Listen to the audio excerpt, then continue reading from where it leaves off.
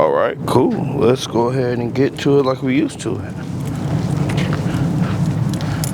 So there's like this thing I do. What happens usually when I walk up, I almost like fall and trip and stuff like that. But it's a flat surface, so I didn't trip or nothing. That's the thing. Sauce told me to make it into like a blooper reel. Wow. Okay. Yeah, because it's like I've almost failed every single time. How you doing? I'm good, man. So you are like a mystery to all my homies because you're the person I talk about the most, but they all like think you like a ghost because nobody's ever seen you. So it's hilarious to me because I know how you feel about that shit. You be like, I'm not a ghost, I'm right here. I be in the house, man. You know what I'm saying? Like if I'm not running or if I'm not with my family, I be in the house. You know, I don't really have a purpose to be out, you know, outside of doing the things that are passionate to me. So if I'm teaching, you know, that's where I'm at. I'm at the school. If I'm at my community, serving my community, I'm at that destination. Outside of that, I be at the house of my family, man. You know, I'm not young no more. Oh, God. Oh. You know what I'm saying? And even when I was young, you know, I used to like to dance and, you know, I would go out to clubs or whatnot, but that's not my life no more. Right. You know? Well, it's interesting because, like I said, I talk about you, and they were like, well, like one of the homies, Anthony, he was like, this is the one I really want to see. Because he said, you talk about your brother, and he's like a mystical figure. I'm like, nah, he's just the GOAT. I mean, he's just the GOAT. But it's funny because I was trying to figure out how I wanted this to look. How I wanted this to look, how I wanted it to feel, what I wanted it to sound like, what it is that we would talk about. Because I could talk about, oh, you're the teacher. Then I could talk about, oh, the relationship between me and you. Or I could talk about, like, running. And then I almost want to talk about a mixture of all of those things. I just don't know where to start. I mean, I could start with the thank you. When we met, I was the kid that never wanted to be in class, ever. A lot of that parts of that was struggling with reading and stuff like that, so it was easier to go out of class but communicate and talk to other people. And when I walked into the office, you was there, and I don't remember what day in specific that specifically that we connected, but I just remember we was having a conversation about hip hop. Yeah, and no we was talking about rap, and I was like, well, Jay-Z's the greatest rapper alive, and you're like, no, he's not. I'm still dumbfounded. I'm still dumbfounded by people saying Jay-Z's the greatest MC. Yeah. I'm dumbfounded by the hip hop aficionados, the folks in the barbershop. He cold, Jason. The folks that write for these magazines, these blogs. He might be cold, no doubt. I'm not gonna minimize, you know, Jay-Z as a lyricist, as an MC. But when I think of MCs, man, I can give you MF Doom. You think he better than Jay? Hell yeah. Oh, okay. I can give you MF Doom. I can give you Mos Def. Okay. I can give you Black Thought. I mean, you talking about bar for bar, lyric for lyric. I'll take Ghostface. You know what I'm saying? Okay. Like, I'm gonna tell you what Jay-Z's had. He's had the best productions. For sure. He's had the biggest budget behind him. Yeah. Right? He had some of the biggest producers behind him. But you take that away. Let's take that away. Let's just put bar for bar. Bro, I don't think he getting washed by any. I'm not saying he getting washed, but it's not a competition, bro. He don't want it with Mos Def.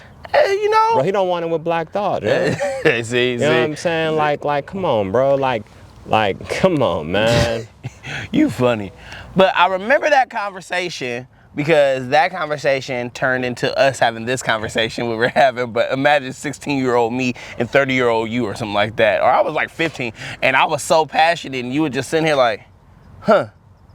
You know, everybody get to like what they like. Yeah, shit, here you go. Yeah. It's the same thing right now. Like, I'm not about to be in the barbershop arguing with somebody about this.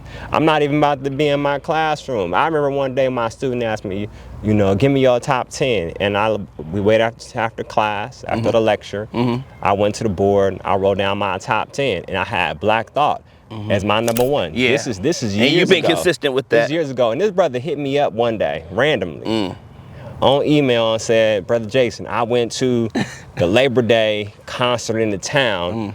that's put on by Hyro, and he was like, Black Thought was the headliner, and I changed my mind. Yeah. I said, bro, you know, I'm not trying to change minds. I'm just trying to enlighten folks. Well, see, that's the funny part, because I think from that moment, my thought processes changed, because I was able to like think a little differently outside of what I thought. Jay was still #1 for a really long time, and then we went to the Mr. Morale concert, and you remember what happened. I didn't know if I wanted to cry, wanted to scream, yell, eat chicken. It was an experience.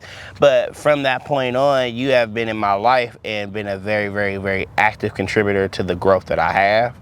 The way I speak, I mean, move, you never made me do anything, but you always offered options. And you are easily the #1 supporter in anything that I do, as far as like life decisions or creatively. What made you, I remember going into the office, and I remember that one time I walked into the office and you was like, yo, here's my number, I'm about to leave, talk to you later. Call me if you ever need anything. What made you do that though? Because you were a young Black man, and you know, at that time you were, you know, in your adolescence. And I've always been committed to supporting the wellness of Black boys before I even had a son. Right. I have an 11-year-old son now. That was before I had a son, before I even knew I would be a parent. Right. But I've always mentored, supported, collaborated with young adolescent males, with their parents, with their guardians, to give them a life. I didn't have my father. And so my greatest obstacle was learning what it meant to be a man. Right. And so, you know, when I would see, you know, young Black males, I always wanted to make sure that if they needed someone in their life, Right. to, you know, be a model or to talk to, Right. or to love on, that, you know, I'd be there. Right. Yeah, no, and I mean, I think at that time, I remember I was thrown off. I was like, okay. I was like, I gotta talk to my mama first about that shit. And he was like, cool, call your mama. And then y'all connected and whatever like that. But since then, I mean, that was like almost 15 plus years ago. And, you know, I mean, you've seen me at every version of me, I think, up until that point. Creatively too. I mean, I think some of the reason why I leaned into photography the way I did was because I think you be so passionate as a professor, right? I remember going to your class one time, and I remember you said, yo, take one of my classes over the summer. I said, all right, cool, I'll take your class, whatever. No problem, it's a summer class. I think I came to that class late almost every day because I was taking part from the house, but I also struggled being on time. But I remember watching you teach, and the way in which you spoke and the way in which things just seem to connect. Like, way creative processes work to me is like a flow. So one thing leads to another thing, to leads to another thing, to leads to another thing, till there's nothing left, right? Until it's all gone. But I was watching you teach and deliver a lecture, but it wasn't like, I've taken college classes at that time. It's cool, but it was such a flow. It was such a rhythm in which you were teaching. It made me like, oh, this might be the most profound person I know, because you would just, it was like watching Kyrie with the handle. It was just effortless, dribbling off the finger. It was just crazy. And I remember I was like, oh, he's an artist in that way as well. Do you consider yourself being an artist when it comes to like teaching and being a professor and all that stuff? Man, first of all, I appreciate that. That's humbling. You know, I don't know if I consider myself to be a creative. I think I'm just passionate about who I am, and what I teach is who I am. I teach about African people. I teach about our history, Right.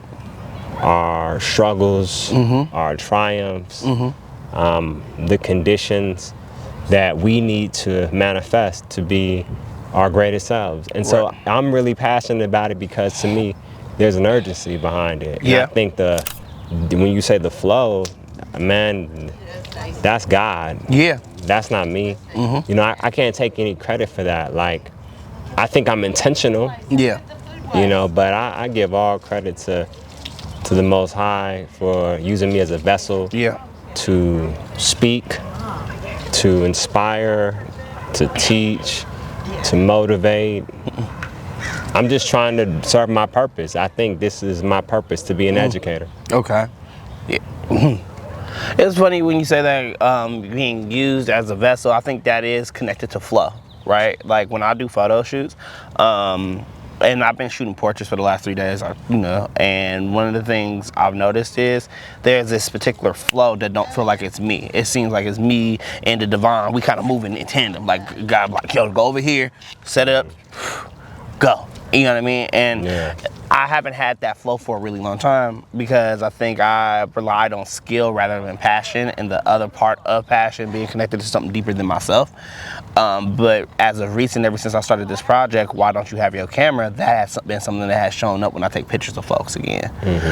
That flow, that's something that is like, look, like my eyes are starting to work again. And I feel like for a really long time, I was, and I struggled with staying in love with the craft, right? Staying in love and passionate about the thing that brought me to it. But now it seems like with just where I'm at, it's starting to move differently. Have you ever felt like that in teaching and education and stuff like that, where you kind of just fell out of love with the work, or are you always been kind of consistent? I know purpose is purpose, but the style in which you teach or what you were doing, have you ever just fell out of love with it for a moment? Nah. I never fall out of love, and I don't know if I look at what I do as skill. I think the art of teaching is a skill. Yeah. And I've tried to understand the science of how to teach so students walk out of my classroom not just inspired, but have the tools to use that knowledge to better themselves and contribute to this world. To me, I feel like I'm a doctor in a sense that what I feel like they get in my class, there's an urgency. It's gonna help them, whether they know it or not. And Right. I know that because I know how mental slavery could be a downfall to one's, livelihood, to, healthy behaviors. So for me, it would be impossible to get to a place where I cannot, feel connected to the purpose of that. Right? Like it's so much, like I feel like somebody that's teaching like math and it's no slight to mathematics. Mathematics is important. Mathematics is built, pyramids and structures that are truly important. But when I'm talking about liberation, when I'm talking about healing and wellness, when I'm talking about, personal growth, when we're talking about African psychology, man, we're talking about something that will give somebody the practice to really live a life that will change not just them, but their family and so forth. You never can get bored with something like that. If anything, man, I be trying to find new ways to keep students engaged. I want to make it life relevant. So, I could bring in Du Bois and talk about double consciousness, or I could bring in, Raekwon when he says, he got Farrakhan on there, and Farrakhan says on that one track, I hate to see you acting like a slave for an advance here or an advance there because somebody controls your destiny. I could bring both of those in and make it and make it relevant for them, and now they like, for the students, it's like, oh, okay, I can appreciate Du Bois, and I can also listen to Raekwon, or somebody's be like, I never even listened to Raekwon, or I don't really mess with the woo, right? So I'm trying to like figure out ways to bring it in where it's relevant to them. I use the language life relevant curriculum where it's relevant to your life. Well, and I think that's the thing when it comes to the language piece. I think that's where it's the art part of what you do, right? Because I know you teach, but now we're getting into film stuff as well. You've just been like maybe way I've viewed things, like I fell out of love because I felt kind of stagnant and stuck. Whereas where you said, okay, well, let's just make a pivot and still stay within purpose, but try to go over here too. But you understood the language of, okay, I can reach all these people that's sitting in here, but how can I reach people on a broader scale that it could be translated differently? And I think that's the evolution of the art in which teaching is, right? Like, Yeah. and that's why I consider you an artist. I think you're one of the greatest artists I know, because, like I said, again, to talk about the Du Bois and then to talk about Raekwon, it's the reason why, you know, how I feel about Kendrick Lamar, where I'm, like I told you, The Pimp Butterfly is the greatest album to me, like, damn near ever. And it's like, but the words and the messaging and that stuff was so powerful to me. But then I remember you were the same person that was like, yeah, but he got the word Nikas wrong. And but that's being a scholar though, right? Because that's like, hey, okay, this is still fire. Don't take away from what he did or what he's doing. But counsel, education is still very, very, very important. Yeah, and we all need counsel. Here's the thing I'll say though. You said something. See, here's the thing.